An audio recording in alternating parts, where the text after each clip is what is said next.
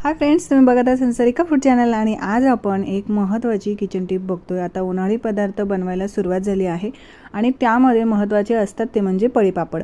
तर पळीपापड करताना पाण्याचं प्रमाण हे परफेक्टच असायला हवं, नाहीतर पळीपापड हे बऱ्याचदा चुकतात। म्हणून जर पाणी जास्त झालं, आपण पळीपापड करताना म्हणजे कुठलेही तांदळाचे असो, साबुदाण्याचे असो, बटाट्याचे असो, ज्वारीचे किंवा कुठल्याही पदार्थाचे आपण जेव्हा पळीपापड करतो तेव्हा जर त्याच्यामध्ये पाणी जास्त झालं तर काय करायचं हे आज आपण बघणार आहोत। तर इथे आज आपण साबुदाण्याचे पापड बघतोय। तर 1 वाटी भिजवलेला जर साबुदाणा असेल तर त्यासाठी आपल्याला 2 वाट्या पाणी लागणार आहे।